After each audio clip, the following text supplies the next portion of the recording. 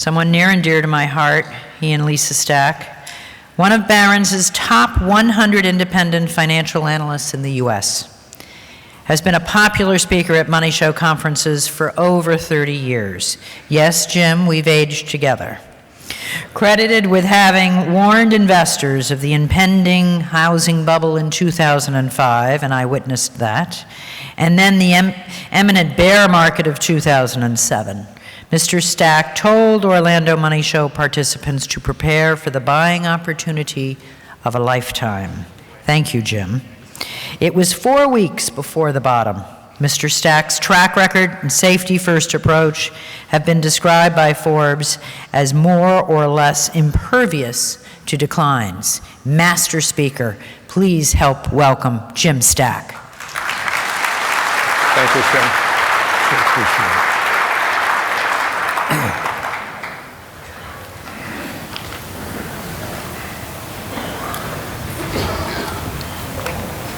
I'll just move the computer forward, backwards, if you like. Can I use the computer too? I think I can just use the computer. Thank you, Kim. As Kim said, I've been speaking at these money show conferences for over 30 years. And I have to tell you, in all of those 30 years, what you accomplished this morning in that adaptive accomplishment, moving the entire general session from the other building when the power outage over here, was unbelievable. Congratulations. Surprisingly, with a title like this, you might be surprised to know that my message is not that unlike the one that Ralph Acampura gave earlier. Where we likely diverge is in how we view the potential risk going forward. This bull market is unique in a number of aspects. In case you hadn't noticed, it survived the debt bubble showdown in 2011, the debt limit showdown. It survived the second European recession in 2012, and it survived the Fed taper tantrum in 2013, and it just keeps going and going and going and going. And now with the Dow above 20,000, you really have to ask yourself, maybe, just maybe, investors might be getting a little giddy. Now, I kind of like this slide because I leave that up there all day and the giddiness never stops. But unfortunately, that's not how it happens or how it works on Wall Street. I want to get serious for a minute. I am nervous about this market, and I'm going to explain why. And my nervousness certainly wasn't helped by the cover on Barron's last week, talking about the next stop in the market, Dow 30,000. Make no mistake about it. Today, the economy is on strong footing. In fact, after the election, it has gotten on even stronger footing. And here's some of the headlines. Housing starts jumped 25% to a 9-year high. Jobless claims fall to a 43-year low. Existing home sales roar to a 10-year high. Consumer confidence surges to a 9-year high.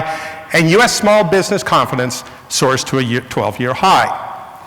Let's visit some of that specific evidence to give you an insight in some of the leading economic evidence, and that, of course, often comes from confidence. I'm going to put a graph up here of consumer confidence over the past 50 years. And consumer confidence has not only moved up to a 9-year high, it's actually moved up to a 15-year high recently. And the only time that consumer confidence has been notably higher than where it is today was during the tech bubble years of the latter half of the 1990s. Let's take a look at small business confidence. Actually, the NFIB measures this. It's called Small Business Optimism Index. That jump in the Small Business Optimism Index was the largest jump on record, the largest jump in the 30 years they've been tracking small business confidence. And it's at a level that's rarely been higher over these past 30 years. And I want to follow with a little bit of a technical snapshot. That technical snapshot right now today, I'm going to tell you, is positive. Let's look at market breadth, the advanced decline line. Because at heart, I too am a market technician.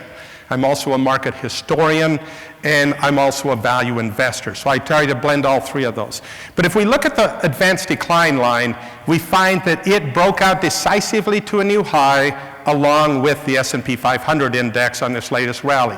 That's good. It means we aren't seeing the negative divergence that we were seeing back in 2007 when you look at this chart. It means that this bull market is still intact. If we look at the bellwether stocks, those stocks in sensitive sectors that tend to peak ahead of the stock market, those bellwether stocks have also broken out decisively to a new high. That's good news to us because in our bellwether index, you go back and look at the past 4 market peaks, that bellwether index peaked and started showing divergence ahead of the broad market peak. That too is confirming that this bull market breakout is a true bull market breakout, and we're likely to still see new highs ahead. So you might ask, what is the problem? What's the problem with this rosy picture? What could possibly go wrong? Go wrong, go wrong. Excuse me, I got broken there. The question really boils down to this. And to do this, we're going to look at a brief detour. We're going to climb in a time capsule. If you were at the alumni breakfast this morning, let me ask a question here.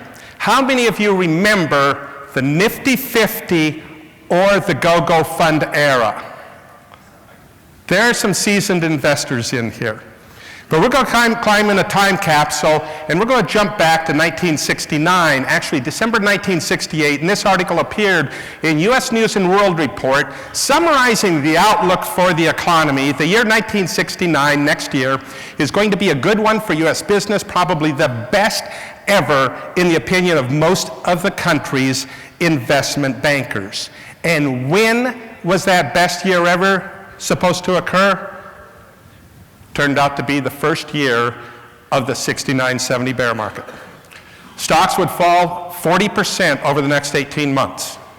We're going to climb back in that time capsule. We're going to jump forward about 4 or 5 years, and we're going to pull up a famous quote from a young economist. Actually, it's not really a famous quote. People don't even know about this quote, but the reason The Economist was famous is because he would be appointed chairman of the Federal Reserve 15 years later, and that gentleman was Alan Greenspan.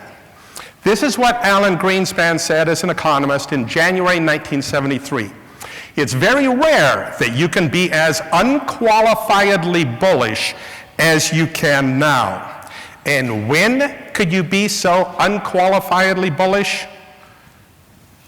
The same week that the stock market started into the biggest bear market since the 1930s. And what's surprising about this is 20 years later, this same economist would be tasked with saving the U.S. economy from the washout of the tech bubble. This cover on The Economist, Greenspan to the rescue. The only thing I had to ask when I saw that cover as the tech bubble washed out and he was trying to keep the economy from going into too deep a recession is, why did they picture him trying to save the economy running out of or away from the surf? Bull markets are born in gloom, like it existed in 2009. Bull markets mature on doubt and skepticism, and they peak in confidence and optimism. And we're not there yet. I think we still have new highs ahead in the first half of this year. We've reduced our allocation down to under 85%. But I think the risk over the next 1 to 2 years is higher than many believe, and I'm going to show you why. I want to give you a historical perspective, where we are in the economic cycle, where the greatest dangers lies, and what to watch for in 2017. I'm just going to touch one warning flag, because that's a focal point of a workshop that the team's doing this afternoon. I want to start with this recovery. I want to show you a comparison of this economic recovery with past history. So this next chart shows the length or the lifespan of all economic recoveries over the past century. The last, or this current economic recovery, is shown at the top. It's just over 7.5 years old. It will soon become, this will soon become, the third longest economic expansion in U.S. history. I also want to point out a couple things about these past economic expansions. Most of them end somewhere between 2 and 5 years. And the median is 3.1 years. So this economic expansion is already over twice the historic norm. This economic expansion might be getting just a bit long in the tooth. As I said, all the evidence still points to more new bull market highs ahead. This economy isn't about to roll into recession over the next 6 months, but I think the next 1 to 2 years hold risks, and especially for investors. I want to talk about the dangers. For investors, the danger is not really the age of the bull market. The danger today is a growing valuation problem. I'm going to put up a 90-year chart of the trailing 4-quarter PE ratio for the S&P 500 index. That goes all the way back to the late 1920s. Today, the trailing 4-quarter S&P 500 PE ratio is 25.8. To put that in perspective, the only times that the PE ratio has been notably higher were in 1929 and the early 30s, and in the tech bubble of the late 90s, and in the financial crisis of 2008. And I want to put that valuation in a little bit different perspective by breaking it down into different valuation levels in this next graph. You know, it shows the PE ratio, the percentage of time it's been really low, less than 8, about 6% of the time. You go up to most of the time, 30% of the time, the S&P 500 PE ratio is between 16 and 20. Where we are today, above a PE ratio of 24, we've spent only about 10% of the time there. So this stock market today is in the 90th percentile valuation-wise. Stocks are expensive. And if you look at that breakdown, and let's take out just the tech bubble and the financial crisis of 2008 and adjust those bars, it means that excluding those extreme periods of the tech bubble and the 2008 financial crisis, today's stock market is a valuation level that's been sustained only about 3% of the time. It's a good thing that bull markets don't die of old age, and they don't die of overvaluation. But the overvaluation does present a higher degree of risk when, not if, but when the next bear market does strike. You know, clearly this is not a low-risk market, and that's why you have to plan your strategy accordingly. So where do the potential dangers lie in 2017? I'm going to tell you about one. Now, over the past 7 years, through this very slow growth and rolling recessionary global economy, we've had benign inflation. In fact, we've actually had deflation in the commodity market over most of those 7 years. There's some subtle changes going on, and you need to be aware of those, because that'll tell you one warning flag to watch for. Let's look at commodity prices. CRB Spot Commodity Price Index over the past 12 months has risen at a 20% annual rate. That's the highest rate since the rebound coming out of the low in the recession of 2009. And remember, this is after 5 years of basically disinflation or deflation of commodity prices. So we're seeing commodity prices, as Ralph showed in the earlier chart. He showed copper. Commodity prices globally are firming. I'm going to put up 2 inflation forecasting models that tend to tell you when to be aware that inflation surprises might be the upside. These are the Future Inflation Gauge coming out of the Economic Cycle Research Institute, highly regarded economic research firm, and the ISM Prices Paid Index. That is a prices paid survey at the earliest stage of the manufacturing cycle. You look at the Future Inflation Gauge, it's up to the highest level in this economic recovery, and it's been going up fairly rapidly over the last 6 months. You look at the ISM Prices Paid Index, it's not the level that's important, it's basically this resurgence over the past 9 months. Manufacturers are starting to see higher prices come through, and typically those get passed through to consumers in price increases. We also have a tight labor market. The unemployment rate is near the lowest level in decades, and at the same time, if you look at the number of job openings out there, companies trying to hire, job openings are holding near a 6-year high. Anyone who has a business will tell you they're having a tough time finding qualified help, and they're having to raise wages to keep their current employees. That is an upward pressure on wages. All of these pressures are potential inflation influences, and all of them could unexpectedly force interest rates to move up faster than we expect. So one warning flag to watch for is this one. The 10-year and 30-year Treasury bond yield. Fed can't completely control those. Fed can control short-term rates. But if we see the 10-year Treasury bond yield go above 3% and the 30-year go above 4%, it doesn't mean an immediate end of the bull market, but it means this bull market is going to start getting a lot of headwind. It means further gains are going to be more difficult to come, and if those climb above those levels, you definitely want to be exiting the financial sector by then if you haven't already. There are other warning flags to watch, but again, that's going to be a focal point of the team's workshop this afternoon. Let's talk about bear markets. What are the probabilities? What will the next bear market look like? If you examine the past 15 bear markets and said, when did these occur in the presidential election cycle, there's a striking emergence of an important fact there. Year one of a presidential election term, that's where we are right now in the new term of the new administration. 5 of the 15 occurred in year 1, 5 of the 15 occurred in year 2, and the last 2 years of a presidential term fell down to about half that level.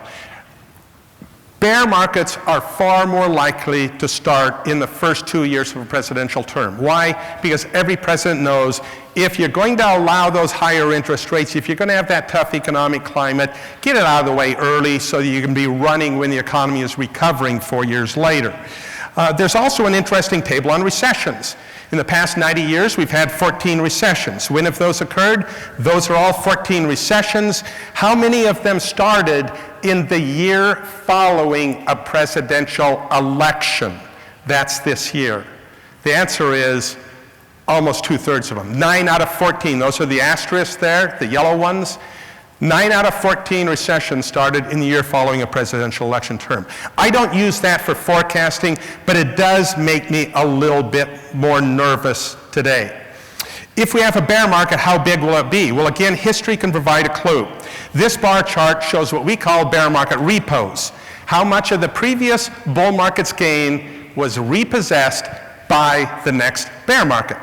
And the size, the amount of the bull market gain is shown at the bottom, 1/4, 1/2, all the way to all or more of it. In the last bear market, all of the previous bull market's gain was repossessed by the bear market of 2007 to 2009.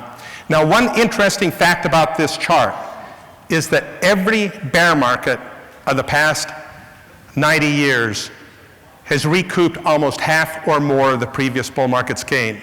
The only exception was 1956. And if that is the probability, it means the next bear market will probably repossess half of this current bull market's gain from 2009. That would be a bear market close to 40%. And speaking about the valuation levels today, it means that it could be over a 40% bear market. It doesn't mean cash out right now, but it means that you have to build your strategy for those defenses early. Don't wait until we're already in that bear market before you do that. The truth about bear markets is that very few of them are 20% declines. That is between 20 and 25%. Only about 1 in 4. If I show you the bear market declines, there's every bear market decline over the past 90 years. You look at the number that fell over 40%. A surprising number of them fell close to 40% or over 40%. That is what you have to allow for in the next bear market if you are retired and investing. And I want to close and summarize this morning's session by saying this. The leading economic evidence that I showed earlier and the technical evidence say that we should expect more new bull market highs ahead, at least in the first half of this year. But we have a high valuation risk. Now, there are those who argue we're going to grow out of this. That is said every time valuation is high. Generally, that has rarely, if ever, happened. Valuation problems are resolved in the next bear market. So we have a high valuation risk, and we have a growing, potentially growing inflation interest rate risk. The probability is the next bear market will be a 40% plus decline. Plan your defensive strategy now. There's 3 ways to do that: your portfolio allocation, your sector weightings, and your stock selection. By the portfolio allocation, where you want to reduce your allocation to a comfort level. We're down just under 85% invested today. I don't need to take maximum risk. Sector weightings, stay away from the more risky sectors, more toward, that is the consumer cyclical, stay more toward the healthcare, the consumer staples. Stock selection, focus on value, not momentum. Our money management firm, as Kim said, was named to the top 100 Barron's independent financial advisors this year. That's actually the 9th year out of the past 10 that we made that. We have several workshops this afternoon that you can go to. One of them is at 2:30. Is a bear market looming? Where to watch? That is actually right in this section here at 2:30. And the next one tomorrow morning is put on by the team, The Best and Worst, Where to Survive and Thrive in the Next Bear Market, and that will be at 8 a.m. in International Ballroom 1. With that, I'll close with this important thought. It's my first lesson, my most painful lesson in the stock market. It's not how much you make in the bull market that counts. It's how much you keep after the next bear market does its damage. Thank you. Thanks. Great job.